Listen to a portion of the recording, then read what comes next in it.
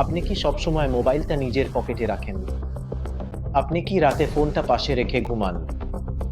যদি হ্যাঁ, তাহলে সাবধান। আপনার মোবাইল চুপচাপ আপনার পুরুষত্বের উপর আঘাত করছে। হ্যালো এবং নমস্কার, আমি হিমাংশু পরাশর। আজকের এই ভিডিওতে আমরা জানব কিভাবে মোবাইল রেডিয়েশন আপনার স্পার্ম কাউন্ট কমিয়ে দেয়, আপনার স্পার্মের গতিশীলতা কমিয়ে দেয় এবং এর পাশাপাশি আপনাকে ফার্টিলিটির সমস্যাও তৈরি করে। ভবিষ্যতে যদি আপনি বেশি মোবাইল ব্যবহার করেন, তাহলে ইনফার্টিলিটির সমস্যা হতে পারে। তাহলে চলুন ভিডিওটা শুরু করি। সবচেয়ে আগে আমরা জানব কিভাবে আপনার মোবাইল আপনার ফার্টিলিটি কমিয়ে দেয়।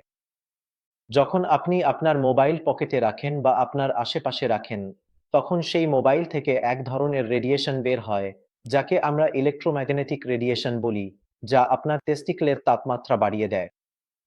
আপনার টেস্টিকুলার সেলগুলোতে এটি অক্সিডেটিভ স্ট্রেস তৈরি করে অথবা আপনার স্পার্মের গঠন অর্থাৎ ডিএনএকে ক্ষতিগ্রস্ত করে দেয় এবং এর ফলে আপনার স্পার্ম কাউন্ট কমে যায়, স্পার্মের মোটিলিটি খারাপ হয়, স্পার্মের মরফোলজি খারাপ হয় এবং শুধু তাই নয়, আপনার টেস্টোস্টেরন লেভেলও কমে যায়।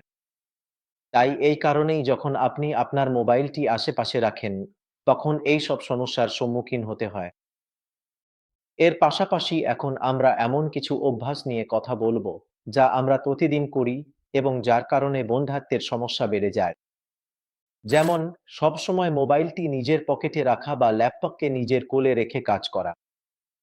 রাতভর ফোনের পাশে ঘুমানো অর্থাৎ যখন আপনি ঘুমান, ফোন ব্যবহার করার পর সেটি নিজের পাশে রেখে দেন বা ব্লুটুথ, ওয়াইফাই সবসময় অন রাখেন, তখন আপনার স্পার্মের গুণমান, পরিমাণ সবকিছুই খারাপ হয়ে যায়। এইসব বিষয়গুলো হলো কিভাবে মোবাইল ফোন আপনার উর্বরতাকে প্রভাবিত করে। এখন আমরা বলবো এর সমাধান কি? কি করলে আমরা এর থেকে বাঁচতে পারি? তাই এই অংশটা খুবই গুরুত্বপূর্ণ। আপনি যদি এগুলো মেনে চলেন, তাহলে ভবিষ্যতে বন্ধ্যাত্বের সমস্যা হবে না।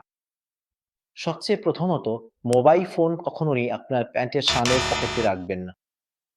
আপনি হয় ব্যাগে রাখুন, নয়তো পিছনের পকেটে রাখুন। এতে রেডিয়েশন আপনার টেস্টিকল পর্যন্ত পৌঁছাবে না। সাথে যদি আপনি কল করে কথা বলেন, তাহলে বেশি সময় কথা বলা উচিত নয়। যদি কখনো আপনাকে বেশি সময় কথা বলতে হয়, তাহলে স্পিকারে ফোন রেখে কথা বলুন যাতে রেডিয়েশন বেশি ছড়াতে না পারে। রাতে যখন আপনি ঘুমাতে যান, তখন খেয়াল রাখবেন যেন আপনার ফোন আপনার থেকে ১ থেকে ২ মিটার দূরে থাকে। মানে, যেখানে আপনি ঘুমোচ্ছেন, আপনার বিছানা থেকে ফোনটা দূরে রাখুন। আর যখন আপনি মোবাইল চার্জে দিচ্ছেন, তখন ফোনে কথা বলবেন না এবং সেই সময় মোবাইলের আশেপাশেও থাকবেন না। পরবর্তী পয়েন্ট হলো ওয়াইফাই এবং ব্লুটুথ বন্ধ করে দিন। যখন ব্যবহার করছেন না, তখন এগুলো বন্ধ রাখুন এবং চেষ্টা করুন আপনার টেস্টিকল ঠান্ডা রাখতে।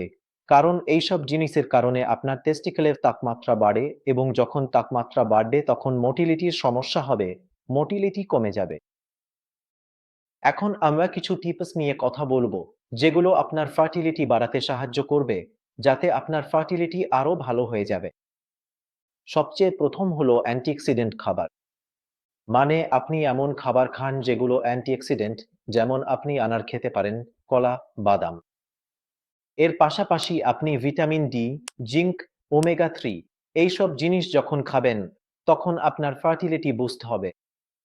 এছাড়াও আপনাকে ধূমপান এবং অ্যালকোহল ব্যবহার একদমই করা যাবে না, এগুলো পুরোপুরি এড়িয়ে চলুন। সাথে নিয়মিত ব্যায়াম করতে হবে। আপনাকে নিজের ওজন স্বাস্থ্যকর রাখতে হবে, যেন ওভারওয়েট বা আন্ডারওয়েট না হন, এই বিষয়টা খেয়াল রাখতে হবে এবং সবচেয়ে গুরুত্বপূর্ণ হলো ঘুম যেন সম্পূর্ণ হয় সেটা নিশ্চিত করতে হবে। কমপক্ষে ৭ থেকে ৮ ঘন্টা ঘুমান। স্ট্রেস নেবেন না। আপনি যদি এই ছোট, ছোট বিষয়গুলোর খেয়াল রাখেন, তাহলে ভবিষ্যতের সুখকে আপনি রক্ষা করতে পারবেন। ভবিষ্যতে আপনার বাবা হওয়ার পথে কোনো বাধা আসবে না।